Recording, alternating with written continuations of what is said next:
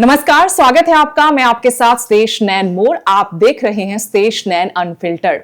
ये एक ऐसा मंच जहां बातचीत होती है राजनीति की, समाज की, बदलाव की, सकारात्मकता की, विकास की। और इस मंच पर हम नए नए लोगों से आपको रूबरू करवाते हैं। आज हरियाणा की राजनीति से एक बड़े राजनेता हमारे साथ मौजूद हैं, जिनका एक इतिहास है परिवार का, राजनीति से जुड़ा हुआ। लेकिन आज वो प्रदेश की राजनीति में एक बड़ी पार्टी में जिस भूमिका में है, जिस केंद्र में है, जिस जिम्मेदारी के साथ है, वो बहुत बड़ी जिम्मेदारी है, बहुत बड़ा दायित्व आज उनके कंधों पर है। प्रदेश कांग्रेस की कमान संभाल रहे हैं राव नरेंद्र सिंह, और वो भी ऐसे वक्त में जब कांग्रेस एक ऐसे दौर से गुजर रही है जहां चुनौतियां बहुत बड़ी हैं, पहाड़ जैसी चुनौतियां हैं, लेकिन भूमिका में है, जिम्मेदारियां हैं, तो निभा रहे हैं। बहुत बहुत स्वागत सर आपका। बहुत बहुत धन्यवाद आपका, आपकी टीम का और आपके सभी दर्शकों का। ऐसे तो राजनीति आपके लिए कोई नई बात नहीं है, मतलब आपका परिवार पहले से राजनीति में रहा है। आप 3 बार विधायक, पिता आपके 3 बार विधायक रहे हैं। दक्षिण हरियाणा की राजनीति में जब बड़े राजनेताओं का नाम आता है तो आपके पिता का नाम भी आता है, आपका नाम भी आता है। थोड़ा सा परिवार के बारे में बताइए, उसके बाद हम नई भूमिका और चुनौतियों पर बात करेंगे। देखिए, मैं एक साधारण जो किसान परिवार होता है उससे संबंध रखता हूँ। मेरे पिता स्वर्गीय राव बंसी सिंह जी, जो एक साधारण परिवार में पैदा होकर के और उसके बाद में समाज सेवा के माध्यम से सेवा करते रहे। शिक्षक के रूप में भी उन्होंने काम किया, टीचर के रूप में। फिर उसके बाद में वो कोऑपरेटिव बैंक से जुड़े और कोऑपरेटिव बैंक के लगातार 8 साल तक वो जिले के चेयरमैन रहे, एमडी रहे। उसमें एमडी की पोस्ट होती थी। दादरी भी हमारे ज़िले में शामिल था। और उसके बाद में 1972 में अपने पहले चुनाव जो उन्होंने लड़ा उसमें वो विधायक चुने गए। उसके बाद अपने जीवन में सक्रिय रहे। उनको 3 बार मौका मिला विधायक बनने का। और 1991-96 के बीच की जो हमारी कांग्रेस की सरकार थी, जो भजन लाल जी मुख्यमंत्री थे, उसमें वो विकास और पंचायत मंत्री के रूप में उन्होंने सेवा दी। उसके बाद में जनवरी 96 में हार्ट अटैक की वजह से उनका देहांत हो गया और वो हमसे दूर चले गए थे। आम चुनाव आ गए 6 महीने के अंदर अंदर, इसलिए उपचुनाव की जरूरत नहीं पड़ी। और कांग्रेस पार्टी ने मुझे वहाँ से अटेली विधानसभा से उम्मीदवार बनाया, जो हमारी पैतृक सीट होती थी। जी जी। और मैं आभारी हूँ अटेली विधानसभा क्षेत्र के लोगों का, जिन्होंने पहली विधानसभा मेरे अपने चुनाव में मुझे विजयी बना करके हरियाणा में जो केवल 9 एमएलए चुन करके आए थे हरियाणा कांग्रेस के 90 में से, उन 9 में से मुझे 1 बना करके भेजा। और हमारी उम्र भी मेरी उस समय छोटी थी, 34 ईयर्स का था मैं। लेकिन मुझे अच्छा सीखने का मौका मिला, हरियाणा के सीनियर वरिष्ठ नेताओं के साथ में काम करने का मौका मिला। विपक्ष के रूप में की सरकार बनी हरियाणा विकास पार्टी की और भारतीय जनता पार्टी की। हमने विपक्ष की भूमिका निभाई। सड़क से विधानसभा तक आंदोलन, धरने, प्रदर्शन, विधानसभा के अंदर अपने इलाके की बात रखना, ये सब चीज़ों हमने विधिवत रूप से किया। और मुझे खुशी है, अगली बार 2000 में दोबारा जब चुनाव आया, फिर कांग्रेस पार्टी ने मुझे टिकट दी और दोबारा से फिर मैं अटेली विधानसभा से कांग्रेस के टिकट पर निर्वाचित हुआ। उस समय शायद हम लगभग 21 एमएलए चुन करके आए थे। और सबसे बड़ी बात ये थी कि जहाँ पहले चुनाव में मुझे 22,000 मतदाताओं ने वोट दिए, तो दूसरे चुनाव मुझे 32,000 लोगों ने वोट देके विजयी बनाया। कि 10,000 लोग फालतू जुड़े, एक्स्ट्रा जुड़े मेरे साथ में, जो मेरे साथ पहले थे उससे ज़्यादा। और लोगों को शायद मेरा काम करने का तरीका पसंद आया। फिर हमने इसी तरह से फिर राज बना इंडियन नेशनल लोकदल का और भाजपा का। फिर हमने विपक्ष की भूमिका निभाई। और 2005 के अंदर फिर जब चुनाव आया, फिर कांग्रेस पार्टी ने मुझे टिकट दी और लगभग 42,000 लोगों ने मुझे वोट दिया। हालांकि वो चुनाव मेरा लूज हो गया। हमारे अपने ही कभी समझ लीजिए, या हमारे अपने ही विश्वासघात, आपस में जो लैग पुलिंग होती है, उसकी वजह से वो चुनाव मेरा लूज हुआ। लेकिन फिर भी मैं लगातार जो है लोगों के बीच में रहा, आभारी रहा, उनके संपर्क में रहा। 2009 में जब परिसीमन लागू हुआ, तो उस समय मैं समझता हूँ जिन राजनेताओं ने इसको बनाया था, परिसीमन में हेल्प की थी हरियाणा के, उन लोगों ने अटेली के साथ भेदभाव किया और 3 टुकड़े अटेली के कर दिए। लगभग 50 गाँव नारनौल में चले गए, लगभग 30 गाँव नांगल चौधरी जो नया विधानसभा बना, और बाकी लगभग 50 गाँव अटेली में रह गए। मुझे एक विधानसभा का चयन करना था, तो मैं ये समझता हूँ कि वो शायद मेरा चयन गलत हुआ। कि मुझे नारनौल जो मेरी जन्मभूमि थी, मेरा अपना जन्मस्थान भी, गांव जो है मंडाना, वो भी नारनौल में चला गया था। तो मैंने कहा नारनौल से ही हम चुनाव लड़ेंगे।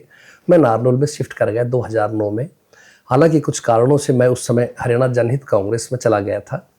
और बीच में मुझे पार्लियामेंट का चुनाव भी एक 2009 में, जो हरियाणा के दो बड़े परिवार चौधरी देवी लाल जी का और चौधरी बंसी लाल जी का परिवार है, उनके खिलाफ मुझे लड़ने का मौका मिला।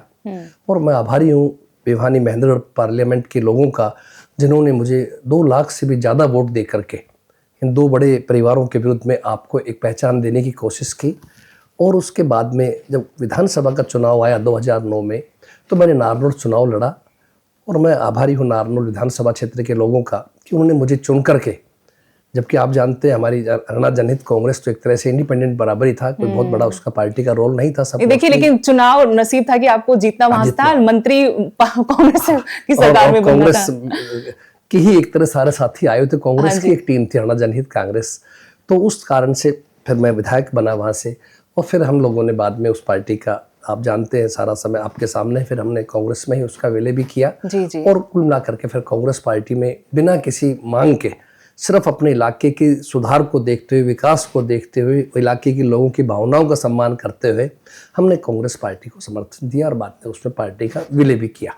तो इस तरह से ये इतिहास रहा। फिर मैं आभारी हूँ कांग्रेस पार्टी का, कांग्रेस हाईकमान का और उस समय हमारे मुख्यमंत्री जो भूपेंद्र सिंह हुड्डा साहब का, कि उन्होंने बिना मांगे 2011 में मुझे हेल्थ मिनिस्टर के रूप में, स्वास्थ्य मंत्री के रूप में कार्य करने का मौका दिया जी। और मैं इस बात की खुशी समझता हूं कि मुझे जो मौका मिला उसके बाद में मैंने स्वास्थ्य मंत्रालय में मन से, दिल से काम किया, क्योंकि विभाग लोगों की सेवा करने का विभाग है हरियाणा में। जहां आज हरियाणा जब बना तो केवल एक आपकी यूनिवर्सिटी होती थी, PGI रोहतक। जी। आपके समय के दौरान में हमने गोहाना के अंदर भगत फूल सिंह आपकी मेडिकल कॉलेज खोला गया और शहीद हसन मेवाती जी के नाम से मेवात में किया गया। तीसरा कल्पना चावला जी के नाम से करनाल के अंदर किया गया। तो ये एक अच्छी उपलब्धि थी। और उसी समय के दौरान में जो हॉस्पिटल्स में फ्री मेडिसिन देना, एम्बुलेंसेज की सेवा देना, डॉक्टर्स की सेवाएं उपलब्ध करवाना जहाँ डीप में डॉक्टर्स नहीं होते थे, और बहुत अच्छी तरीके से हमने उस विभाग को चलाया। लोग आज भी याद करते हैं उसकी। OPD बढ़ी, बड़े बड़े अच्छे परिवार के लोग सरकारी अस्पतालों में ही बच्चों की डिलीवरी करवाते थे, प्राइवेट जाने की जगह। तो हमने अपनी तरफ से मन से सेवा करने की कोशिश की। इतनी जिम्मेदारी आपको पहले मिली, लेकिन इतने लंबे गैप के बाद आपको उम्मीद थी कि आपको प्रदेश कांग्रेस की कमान सौंप दी जाएगी। आपको कुछ हिंट तो मिला होगा। कैसे आपकी कोई मुलाकात हुई राहुल गांधी से या आलाकमान से? कैसे पता लगा आपको कि आपको इस जिम्मेदारी मिलने वाली है? देखिए, सडन हुआ जैसे हमें पता लगा? नहीं, ये तो पार्टी का एक आंतरिक मामला था। पार्टी इस बात पे विचार जरूर कर रही थी, आप चुनाव हमारा 2024 के जाने के बाद में, कि नए अध्यक्ष की तलाश करनी है। तो उनका जो भी तरीका रहा हो तलाश करने का, उसमें मेरा भी नाम शायद आया है। उन्होंने मेरे बारे में भी जानकारी हासिल की, पार्टी हाईकमान ने और हमारे प्रभारी श्री BK हरिप्रसाद जी ने। और सब कुछ जानने के बाद में फिर मुझे कॉल भी किया गया। मेरी मीटिंग हमारे नेता अध्यक्ष आदरणीय खड़गे जी से और आदरणीय राहुल जी से भी मेरी मीटिंग हुई बनने से पहले भी। उन्होंने मुझे पूछा भी, सारी बातें विस्तार से हम लोगों ने भी की, हरियाणा के बारे में, किस तरह से हम काम करेंगे। तो जो मेरे अपने विचार थे, चाहिए हालांकि मैं अभी आज भी कहता हूं कि मैं अपने आप को पार्टी का एक साधारण कार्यकर्ता ही मानता हूं। ठीक है, जिम्मेदारियां मिलती हैं, आदमी विधायक बने, मंत्री बने या अध्यक्ष बन गए, लेकिन हमें अपने आप को पार्टी का और साधारण कार्यकर्ता मानना चाहिए। तो मैंने जो मेरे मन के विचार थे, मैंने अपने पार्टी के सीनियर नेताओं के सामने रखे कि भाई ये मेरा रोड मैप होगा, अगर मुझे मौका मिलता है तो, और नहीं भी मिलता है तो आपको ऐसा करना चाहिए। तो मैं आभारी हूँ कि उन्होंने सोच विचार करके कोई मौका दिया और मुझे ये जिम्मेदारी पार्टी ने दी, जिसका मैं उनका बहुत बहुत दिल से राव साहब, आपको लगता है कि ये कांग्रेस का मास्टर स्ट्रोक है? OBC को भी साध लेंगे, दक्षिण हरियाणा को भी साध लेंगे, जहां कांग्रेस बहुत मजबूत थी और एक वैक्यूम वहां पर था क्योंकि राव इंद्रजीत सिंह बीजेपी में चले गए। तब से कांग्रेस की तरफ से कोई बड़ा चेहरा भी नहीं था और राव निहाल सिंह के बाद आप ही हैं। 4 दशक की राजनीति के बाद कितनी बड़ी भूमिका में आपको ये नई जिम्मेदारी दी गई है? नहीं, निश्चित रूप से पार्टी, कोई भी पार्टी अपना फैसला करती है, कोई भी जिम्मेदारी किसी भी पद की देती है तो जरूर सोचती है कि इसके बनने से क्या फ़ायदा, क्या नुकसान होगा। और केवल मैं ये नहीं कह सकता कि कोई जातीय समीकरण के आधार पे या केवल और आधार के ऊपर ही हो। कुछ चीज़ें भी देखी जाती है कि क्या ठीक रहेगा, क्या नहीं रहेगा। से भी आपका नाता नहीं रहा, ये भी आपके फेवर में गई। मैं इस बार धड़े में नहीं हुआ। आभारी हूँ अपने हरियाणा के सभी शीर्ष बड़े नेताओं का कि उन्होंने मेरे नाम के ऊपर किसी न कोई विरोध नहीं था कि भाई नहीं नरेंद्र सिंह बनता है तो फला नेता कोई नाराज होगा। सभी ने अपनी सहमति दी। और निश्चित रूप से मैं समझता हूँ कि साउथ हरियाणा जिसका आप जिक्र कर रहे हैं या बैकवर्ड समाज का जिक्र कर रहे हैं, देखिए मनुष्य के हाथ में नहीं है किस जाति में पैदा हो। आप किस जाति में पैदा हुई है, मैं किस में हूँ, लेकिन ये तो परमात्मा का एक वो है। लेकिन राजनीति और जाति अलग अलग नहीं रख सकते हम, ये आप बात मानेंगे। मैं अहीर समाज में, यादव समाज में पैदा हुआ जो आज बैकवर्ड क्लास में आती है, तो इसलिए ठीक है। और साउथ हरियाणा का जो जिक्र किया वो भी निश्चित रूप से आप मानिए कि जब मैं कह रहा हूँ 9 जब हम एमएलए बन के हम आए थे 1996 में, तो 9 में से 3 हमारे इलाके से थे। अटेली से हमेशा कांग्रेस की मजबूती रहा, रेवाड़ी से कैप्टन अजय सिंह जी थे और गुड़गांव से धर्मवीर गाबा साहब थे। तो इस तरह हम 3 विधायक उसमें से आए थे 9, तो हमारा इलाका कांग्रेस समर्थित रहा है। लेकिन 2014 से जब से भारतीय जनता पार्टी का शुरुआत हुई है, मैं समझता हूँ इन लोगों ने जो जाति के नाम के ऊपर या कहीं धर्म के नाम के ऊपर जो पॉइजनिंग पैदा करने की कोशिश की, और कहीं ना कहीं लोगों के दिल में वो बात बैठ जाती है, चाहे वो सच्ची हो चाहे झूठी बात हो। तो इन लोगों ने ऐसा चेंज किया कि भाई आपके साथ तो गैर इंसाफ होता रहा, आपके साथ से अगर आप बीजेपी को मौका दोगे तो हम फलां व्यक्ति को फलां जाति से या फलां उससे धर्म से हम सीएम बनाएंगे। तो हो सकता है कहीं ना कहीं ये बात उनके दिल में कहीं बैठी होगी। लेकिन आपने कहा कि नाराजगी नहीं हुई, मेरे लगा होगा उनकी नाराज नहीं होगा कोई, और नाराज हुआ भी नहीं, लेकिन नाराज तो बहुत हुए। कैप्टन अजय यादव नाराज हो गए, रावदान सिंह नाराज हो गए, उधर से संपत सिंह भी नाराज हो गए। वो आपसे कम नाराज हुए, नेता प्रतिपक्ष की चयन से ज्यादा नाराज हुए। नाराजगी तो फिर भी रही कांग्रेस के अंदर। देखिए, प्राकृतिक नियम है, परिवार एक परिवार है, कांग्रेस भी एक परिवार है। परिवार में हो सकता है कोई फैसला जो भी सबसे बड़ा फैमिली का हेड लागू करे, जरूर नहीं परिवार का हर सदस्य से सहमत, थोड़ा बहुत होता है। हर आदमी चाहता है भाई कोई परिवार है तो मैं व्यापार की जिम्मेदारी मुझे मिले, फला चीज़ की मुझे मिले। और हो सकता है बड़े फैमिली के माँ बाप हैं, सीनियर्स हैं, वो कि नहीं सब ये चीज़ फला आप देखेंगे। तो ऐसा नहीं है। जहाँ तक आपने व्यक्तिगत जिक्र किया कैप्टन साहब का या रावदान सिंह जी का, दोनों ही अपने बहुत अच्छे मेरे संबंध हैं। इवन दोनों उम्र मेरे से बड़े हैं, तो इसलिए बड़े भाई के समान ही हम उनको मानते हैं। और निश्चित रूप से ये लोग समय समय पे पार्टी की मीटिंगों में भी आ रहे हैं। 3 दिन पहले भी दिल्ली मीटिंग थे, रावदान सिंह जी मौजूद थे। मैं बनने के बाद भी व्यक्तिगत रूप से इनसे मिला हूँ, तो स्पष्ट कहा है कि आपसे कोई नाराजगी नहीं है। ठीक है, उम्मीदवार थे वो भी थे, और मैं मानता हूँ कैप्टन साहब तो मेरे से भी सीनियर थे, मेरे से पहले विधायक मुझे लगता है उम्मीदवार होने भी चाहिए, ये लोकतांत्रिक प्रक्रिया है। हाँ, अगर एक ही नाम है उसी को आपने सिलेक्ट करना, फिर लोकतंत्र कहाँ रहा, जिसकी लड़ाई कांग्रेस आज लड़ भी रही है। लेकिन बनने के बाद में अगर कांग्रेस हाईकमान ने फैसला कर दिया है कि फला व्यक्ति करेगा, तो हमें उसे स्वीकार करना चाहिए। और मैं वो ज़्यादा अच्छी बात है, वो आदर भी है अपने शीर्ष नेताओं के प्रति कि आपने जो बनाया। अब कैप्टन अजय सिंह जी को अगर ओबीसी की जिम्मेदारी दी तो हमने उसका स्वागत किया। मैंने अपने नार्मल में बुला के उनका अभिनंदन भी किया कि अच्छी बात है, हमारे इलाके के वरिष्ठ नेता है। आज भी मुझसे कोई पूछा करता अध्यक्ष बनने पहले तो मैं ही कहता था कि कैप्टन साहब हम सबसे वरिष्ठ है, कोई अगर मौका दे तो आप उनको भी दे सकते हो। उसके बाद नंबर 2 पे मेरा नाम आता था कि विधायक बनने के लिए 96 में ही बना था। रावदान सिंह जी को लोकसभा का उम्मीदवार बनाया, हमने तो बहुत खुशी जाहिर की, अच्छा है आप बने, आप पार्लियामेंट राजनीति करें, हमारे ना करें। लेकिन कांटों भरा ताज है ये, और डगर भी बहुत मुश्किल है आपकी, जिन हालातों में आपको ये जिम्मेदारी दी गई है कांग्रेस प्रदेश अध्यक्ष की। देखिए, जीवन में अगर आप महसूस करें तो सब कुछ कठिन है, नहीं करे तो कुछ भी नहीं।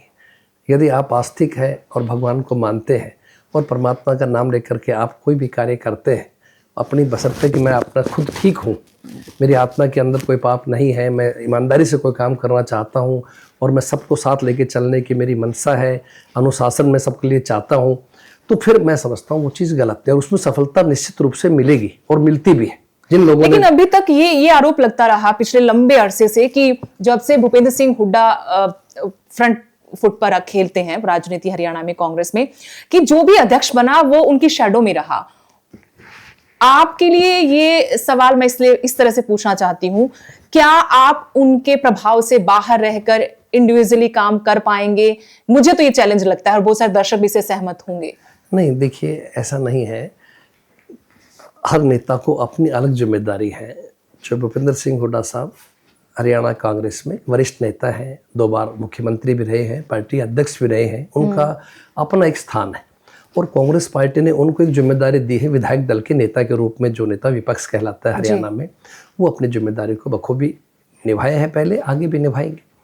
जहाँ तक मेरा प्रश्न है, मुझे जिम्मेदारी दी है प्रदेश कांग्रेस की, तो मैं अपनी जिम्मेदारी को अपने टीम लेकर के, अपने साथियों साला करके, और हरियाणा में न केवल हुड्डा साहब, अपितु बहन शैलजा जी, भाई रणदीप जी और जो भी वरिष्ठ नेता है मेरे से उम्र में बड़े हैं या पद में बड़े रहे हैं, उन सबसे मैं सलाह करके बराबर मिलता रहता हूँ, बात करता रहता हूँ, पूछता रहता हूँ।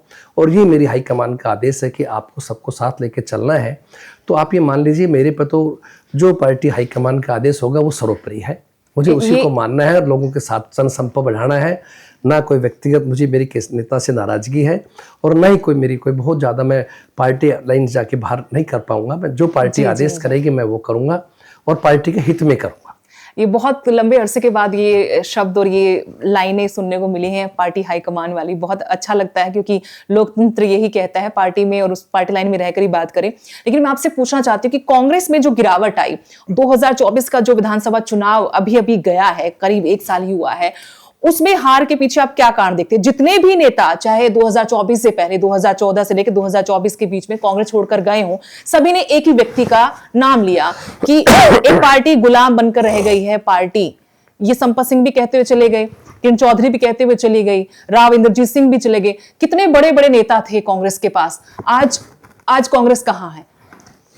देखिए, आज भी कांग्रेस एक बहुत मजबूत स्थिति के अंदर है। मैं बहुत पुराना कांग्रेस से जुड़ा रहा हूँ, लेकिन सच्चाई ये है कि मुझे भी नहीं पता था, अब बनने के बाद पता लगा है कि कांग्रेस की जड़ें कितनी गहरी है कि नीचे तक मुझे पार्टी का आम कार्यकर्ता हर गांव से फ़ोन करता है, शहर से फ़ोन करता है, पूरे हरियाणा से। मैं जानता नहीं हूँ लेकिन वो फ़ोन आते हैं, नरेंद्र जी, अध्यक्ष जी बोल रहे हैं, हाँ भाई मैं बोल रहा हूँ, सर ये चाहते हैं कांग्रेस में ऐसा होना चाहिए। तो इसका मतलब ये है कि मुझे बड़ी खुशी होती है। वो साधारण आदमी, कोई बेचारा वाल्मीकि भाई बोलता है, कोई हमारा दूसरा दलित भाई बोलते हैं, कोई पिछड़ा भाई बोलता है।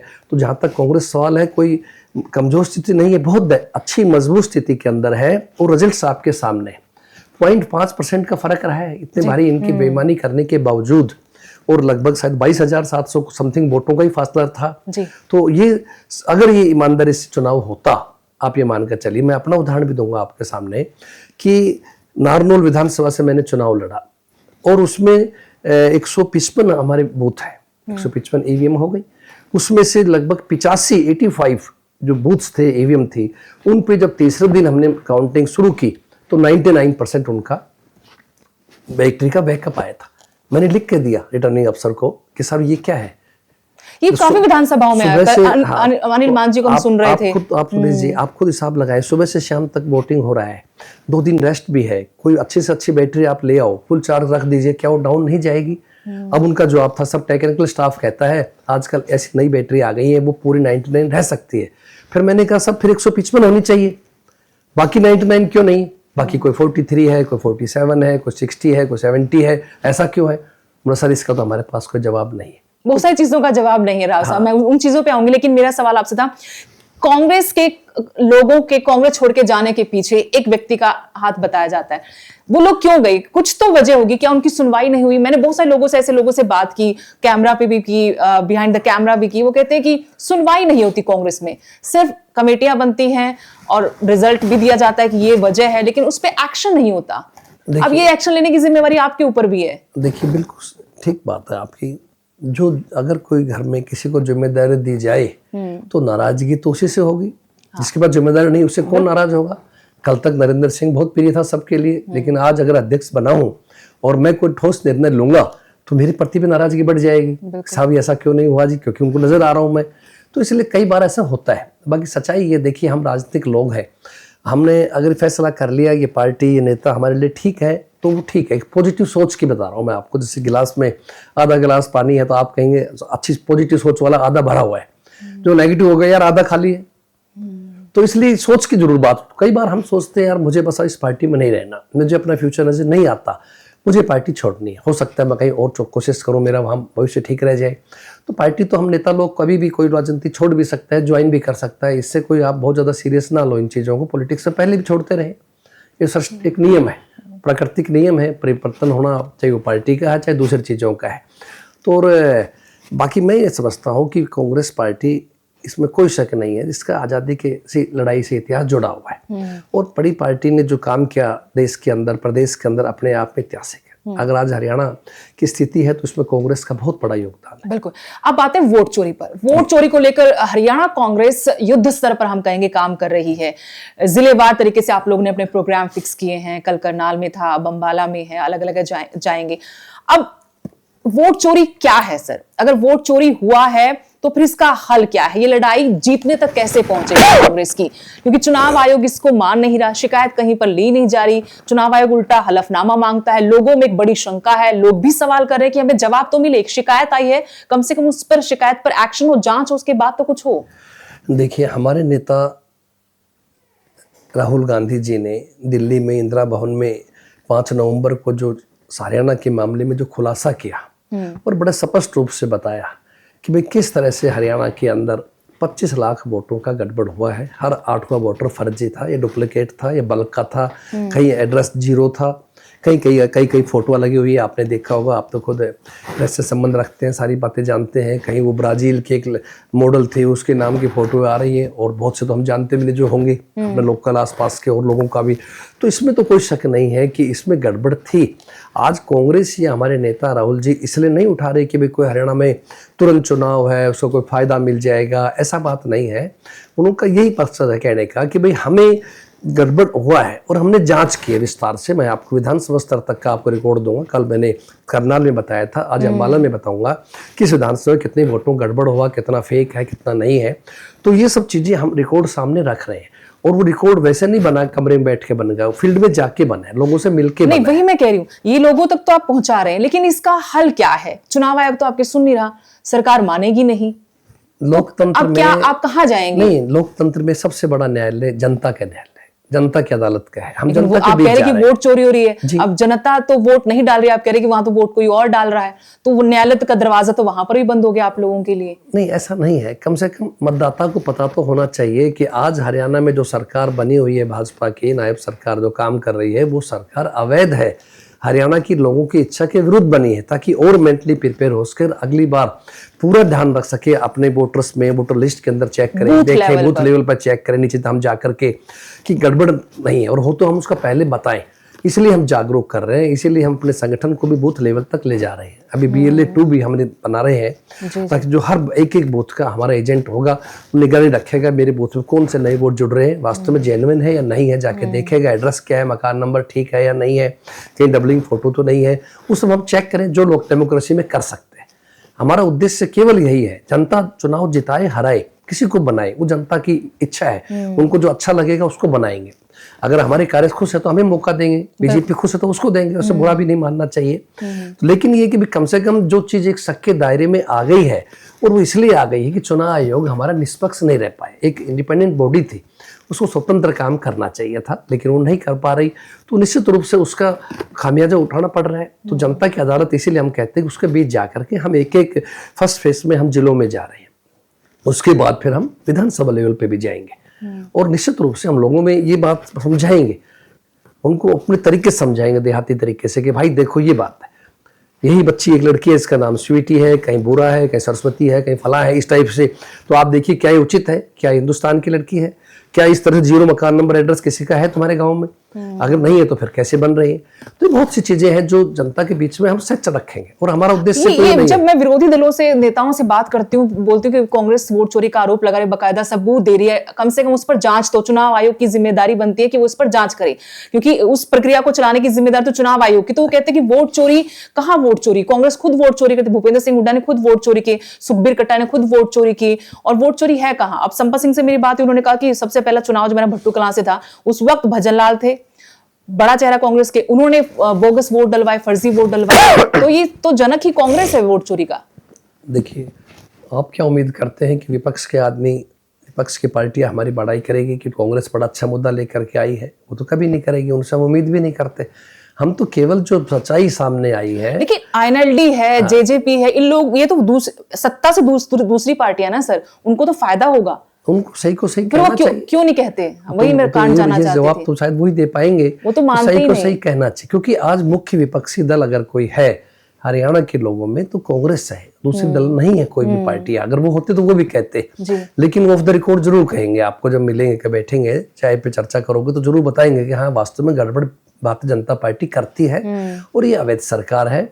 और मेरा ये मानना है कि देखो, लोकतंत्र में विश्वास पैदा होना जरूरी है। आज हमारा संविधान मतलब खतरे में है। आप ये मान लीजिए, जो संविधान की बातों को हम अमल नहीं कर पा रहे, संविधान के बताए रास्ते पे नहीं चल रहे, डेमोक्रेसी से नहीं चल रहे। अभी जो मुख्य चुनाव आयुक्त की नियुक्ति थी, आपको ध्यान है, खुद आपने पढ़ा होगा, CJI साहब उससे मेंबर होते थे, क्यों हटा दिया आपने? क्या चीफ जस्टिस ऑफ इंडिया विश्वास नहीं है हमारे? हम लोग, मैं खुद किसी बहस में तो मैंने ये मुद्दा उठाया कि जो प्रक्रिया थी, चुनाव की प्रक्रिया थी सीईसी की, तो वो ही बदल दी है, तो उसको डर नहीं रहा, उस पद पर बैठे व्यक्ति को डर ही नहीं है। कांग्रेस ने कभी ऐसा नहीं किया, उन्होंने न्यायपालिका का सम्मान किया। नहीं तो हम भी हटा सकते चाहते तो पहले कांग्रेस भी भारी बहुमत में रही है, लेकिन कांग्रेस की कभी नियत ये नहीं रही, वो सिस्टम से चलने वाली। आपको लगता है बिहार में निष्पक्ष चुनाव हुआ है? देखिए, बिहार के अंदर अगर निष्पक्ष चुनाव हुआ है तो 100% हमारी महागठबंधन की सरकार बनेगी और तेजस्वी जी को हमने मुख्यमंत्री डिक्लेयर किया है, वो बनेंगे, मान के चलिए। हमने पहले भी कहा था इस बात को, लेकिन जिस तरह से SIR के मुद्दे के ऊपर 65 लाख वोटों का कटिंग करना धर्म के नाम पे, जाति के नाम पे, वो गलत है। आप नाजायज फेक वोटर हटाइए, कोई मना नहीं। हमारे टाइम में भी सिस्टम होता था, आज भी हम इस थोड़ी के हैं कि अगर कोई चीज गलत है, अगर मेरा वोट डबल बना हुआ है, मान लीजिए नारनौल में भी है, गुड़गांव में भी, तो मुझे एक जगह हटना चाहिए, बुरी बात भी नहीं है। इन्होंने तो लोकसभा के बाद 3.5 लाख वोट हटा दिए। भाई 3.5 आपकी लोकसभा में 5 MP बन के आए, क्या वो गलत बन के आए थे भाई? और इतना जल्दी 4-5 महीने में हो गया। कोई चीज गलत है तो हटाएं, कांग्रेस उसका विरोध नहीं करती, मेरा निजी भी मानना है। लेकिन अगर आप इंटेंशनली हटाते हैं, फला धर्म के हैं, फला जाति के हैं, ये हमारा वोटर नहीं है, वो गलत है। मैं समझता हूँ वो कोई न्याय नहीं। और रातों रात लाखों वोट बढ़ भी जाते हैं, घट भी जाते हैं, तो कम से कम जो सवाल उनके जवाब मिलने चाहिए। एक दूसरा सदभाव यात्रा चल रही है, ब्रिजेंद्र सिंह सदभाव यात्रा कर रहे हैं, कह रहे हैं कि मैं कांग्रेस को मजबूत करना चाहता हूँ, जो मुद्दे हैं जनता तक पहुंचाना चाहता हूँ, जनता तक खुद जोड़ना चाहता हूँ। आप अभी तक उसमें शामिल हुए, होना है आपको, होंगे? नहीं, देखिए, सद्भाव यात्रा चौधरी ब्रजेंद्र सिंह जी हमारे पूर्व सांसद हैं, उनके फादर चौधरी वीरेंद्र सिंह जी भी हरियाणा में बड़े वरिष्ठ नेता रहे हैं, हमारी पार्टी के भी सीनियर लीडर रहे हैं, और वो यात्रा कर रहे हैं। मुझसे व्यक्तिगत भी उनकी मुलाकात हुई थी, लेकिन आप जहाँ वो मेरे जिले के अंदर आज कल प्रवेश किया है उन्होंने 11-12 तारीख से, तो मैं अपना एक पार्टी का कार्यक्रम है, मैं उसमें व्यस्त हूँ। और लेकिन हमारी प्रभारी जी आदरणीय हरि प्रसाद जी ने बहुत स्पष्ट रूप से कहा था कि यात्रा कांग्रेस की ऑफिशियल यात्रा मीन्स ऐसा कोई AICC ऑल इंडिया से आदेश नहीं था कि भी ऐसा यात्रा सबको शरीक होना हो। लेकिन फिर भी मेरा ये जरूर मानना है अपने निजी तौर पे कि जो यात्रा कांग्रेस के झंडे के नीचे हो, हमारे नेता राहुल जी खड़गे जी के सहयोग, उनके आशीर्वाद से अगर कोई कर रहा है और कहते हैं कि मैंने उनसे इजाज़त ली है, तो अच्छी बात है। जो भी साथी हमारा जाना चाहे उसका स्वागत है। हमारे बहुत से विधायक गए हैं, पूर्व विधायक, पूर्व मंत्री भी गए हैं, जिला अध्यक्ष भी गए हैं, तो हमने कहा ठीक है, बिल्कुल जा सकते हैं। कोई हमसे फ़ोन के पूछता है तो भी कहिए भाई ज़रूर आपको जाना चाहिए, पार्टी की बातें हैं, कांग्रेस के बारे में अच्छे विचार कहेंगे। तो वीरेंद्र सिंह जी भाजपा में भी रह के आए, अपने अनुभव वो भी बताएंगे, आगे हरियाणा में कैसी पार्टी मजबूत हो वो भी बताएंगे, तो अच्छी बात है, हमें वेलकम है। आप नहीं जाएंगे लेकिन अभी मैं अपना, देखो आपको सामने मेरे 1 महीने का कार्यक्रम ऑलरेडी लगा हुआ है। मेरा ऑलरेडी पूरे हरियाणा में, कल से हमने करनाल शुरू किया है और लास्ट हमारा गुड़गांव में एंड होगा 11 दिसंबर के आसपास। तो स्वाभाविक यात्रा चलेगी, यात्रा अपने ढंग से काम कर रही है, सद्भाव यात्रा करें, कोई बात नहीं। लेकिन वीरेंद्र सिंह बिना नाम भी ये भी कह रहे थे कि 6-7 महीने में सब लोगों को पता लग जाएगा जो अभी शामिल नहीं हो रहे किस में कितना दम है। वो आपके ही इलाके में जाके ऐसा बोल रहे थे? नहीं, उनके भाव कोई मेरे प्रति ऐसे नहीं थे। मेरे से बड़ा अच्छे संबंध है, व्यक्तिगत रूप से उनका सम्मान भी करता हूँ, लेकिन जनरली वो अपना उनके विचार है और पुराने नेता है, उनका कहा है किसी रूप में, तो हम भी चाहते हैं 6-7 महीने के 2 महीने में कांग्रेस और मजबूती से उभर के आए, उनकी यात्रा से फर्क पड़े। मैं तो कहता हूँ बहुत अच्छी बात है। ये बयानबाजी आपके लिए सबसे बड़ा चैलेंज होगा मुझे लगता है। मेरे जिले में जा रहे हैं, मैं तो कहता हूँ ज्यादा लोकतंत्र है कांग्रेस में बोलने का। हाँ, थोड़ा इनर डेमोक्रेसी है कह देते हैं, बाकी फिर भी पार्टी लाइन से कोई बाहर नहीं। पार्टी हाईकमान निर्णय सबके लिए मान्य है, सबको मान्य रखना चाहिए। मैं व्यक्तिगत रूप से इस बात का थोड़ा अनुशासन में रहना, खुद भी अनुशासन में रहता हूँ और मेरे चाहता हूँ मेरे सभी साथी, चाहे वो वरिष्ठ हैं चाहे वो साधारण कार्यकर्ता है, सब लोग पार्टी की गाइडलाइंस को मानने सम्मान करें, उसमें पार्टी ज़्यादा अच्छा तरक्की करेगी। घर में बहुत सारे, जैसे होता है ना कि एक घर में बहुत सारे शरारती बच्चों को काबू करना मुश्किल है, आपके लिए वही चैलेंज है कि किस किस को मैं चुप कराऊं, किस किस को मैं समझाऊं, और सारे वरिष्ठ लोग हैं जो ऐसे बात कर रहे हैं। कांग्रेस में शरारती कोई नहीं है, सारे वरिष्ठ लोग हैं, कांग्रेस में बहुत अच्छे लोग हैं, सुलझे हुए लोग हैं, और उनके अनुभव का मैं फायदा उठाऊंगा। चाहे वो हुड्डा साहब हैं, चाहे वीरेंद्र सिंह जी हैं, चाहे बहन शैलजा जी हैं, चाहे भाई रणदीप जी हैं, उन सब का मैं पूरी तरह से उनका फायदा लूंगा, उनके अनुभव का फायदा उठाऊंगा और सबसे सलाह करूंगा पार्टी और बढ़िया मजबूत कैसे बने, ताकि हम अच्छे तरीके से पार्टी का मजबूत विकल्प बनाएं और आने वाले समय में 2029 में कांग्रेस की सरकार बने। दो एक छोटे छोटे सवाल, रोड मैप भी मैं आप समझ जाता हूँ कि आपने कोई रोड मैप तो बनाया होगा कांग्रेस के लिए, लेकिन उससे पहले जब आपको ये जिम्मेदारी सौंपी, ये खबर बाहर आती है, तो उसके साथ एक चीज और बाहर आती है, CLU-CD कांड निकल आता है अचानक से, उसमें चार्जशीट भी हो गई जो इतने महीनों सालों तक नहीं हुई थी, उसको कैसे देखते हैं आप? देखिए, वो कोई नई चीज नहीं है, पिछले लगभग 12 साल से पुराना एक मामला था और किसने कराया था वो साबित हो चुका है, क्योंकि ILD के भाइयों ने कराया था। और आप कहीं भी उसमें चेक कर सकते हैं कि वो केवल एक, मैं समझता हूँ एक तरह से किसी को बदनाम करने के लिए, और एक राजनीतिक व्यक्ति जो लोगों को मिलता है, सुनता है, लोग अपने दिल की बात रखते हैं और मदद मांगते हैं, और आप अगर किसी रूप से उनको कोई बात बता रहे हैं मान लीजिए, तो ये है कि भाई व्यक्तिगत रूप से आप एक बहुत बड़ा धोखा भी किसी के साथ करते हैं। किसी को ऐसा नहीं करना चाहिए, जो भी किया गलत किया गया। कहीं कोई पैसे का लेन देन नहीं, कहीं कोई मेरी रिकमेंडेशन नहीं, कहीं कोई डिमांड नहीं, सच्चाई की बात आप सामने है। फिर जो CD है उसको भी एडिटिंग किया जाना है, एक नहीं 5-5, 6-6 MLAs के साथ ऐसा किया गया। कोई दलित भाई थे, कोई बैकवर्ड पिछड़ा प्रजापत भाई था, कोई पंजाबी भाई थे, इस तरह से मतलब ये लोगों को एक साजिश के तहत मैं कहता हूँ इस तरह का एक छोटी सोच के मुताबिक काम किया गया, जो नहीं करना चाहिए था। और कोई गलत करता है तो निश्चित रूप से उसके खिलाफ कार्रवाई होनी चाहिए। क्या आपके खिलाफ सिर्फ एक यही हथियार था? नहीं, मेरे इस मामले के बारे में आपको मैं थोड़ा संज्ञान में भी ला दूं कि हमसे पहले रामकिशन फौजी जी, जो हमारे आपका भवानी खेड़ा से विधायक थे, CPS में थे, उनके खिलाफ सबसे पहले बनाया गया था। जो मामला सुप्रीम कोर्ट में विचाराधीन था, अभी कुछ पिछले 2-4 दिन पहले सुप्रीम कोर्ट से फैसला आ गया, और हरियाणा पंजाब हाई कोर्ट का जो फैसला था जस्टिस कानन जी का, उसी फैसले को सही ठहराया गया है, जिसमें उनको बाइज्जत बरी किया गया है, उनको कोई दोषी नहीं माना गया है। तो वही फैसला हम सब पे लागू होगा। तो इसलिए आप ये मान कर चलिए कि ये कोई बात नहीं है। बाकी ठीक है, अगर उन नेताओं को ऐसा लगता है ठीक था उनका स्टेप, तो उनकी अपनी सोच है, लेकिन जनता इस चीज़ को जानती है। जो परिवार 6-6 बार राजनीति के अंदर विधायक बना है, लोगों के बीच में रहता है, आज भी इतने भारी बेईमानी सब करने के बावजूद भी सिर्फ 15 दिन के चुनाव में मेरे 41% वोट आ सकते हैं, और कांग्रेस पार्टी इस CD कांड के बाद मुझे 3 बार टिकट दे सकती है, विधानसभा को उम्मीदवार बना सकती है।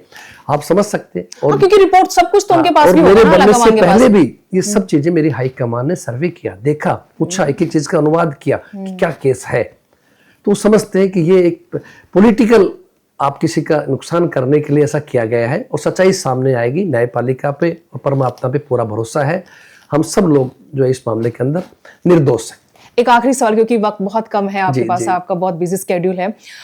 सवाल ये है कि कांग्रेस के अंदर हम पिछले कुछ सालों से एक चीज देख रहे हैं कि जो बड़े नेता थे उन्होंने सिर्फ अपनी 1 सीट 2 सीट पकड़ ली है, अपनी या परिवार की सीट पकड़ ली है, यानी वो अपने अपने गढ़ को बचाने में लगे हुए हैं, या फिर ड्रोइंग या ट्विटर की राजनीति कर रहे हैं, या फिर अब नया ट्रेंड है कि फेसबुक की राजनीति कर रहे हैं। जनता से उनका कटाव हो गया है। अब आप वोट चोरी के मुद्दे के बहाने ही से लोगों से फिर जुड़ रहे हैं, और आपका आगे ये रोड मैप कैसे रहेगा ताकि कांग्रेस और मजबूती के साथ आगे बढ़े? चुनाव भले दूर हो, लेकिन पार्टी को मजबूत करना, संगठन बना है नया, तो उसको कैसे लेके चलेंगे? वो रोड मैप समझा दीजिए, फिर हम आपको अलविदा कहेंगे यहाँ से। जी, देखिए, मेरे लिए कोई एक विधानसभा की बात नहीं है। जहाँ तक आपने ऐसा चर्चा की अपने सवाल में, मेरे लिए 90 विधानसभा और 10 लोकसभा जो आज के सभी समान है, सबको साथ लेके चल रहे हैं। सभी विधानसभाओं में, सभी लोकसभा क्षेत्रों में हम लोग जाएंगे।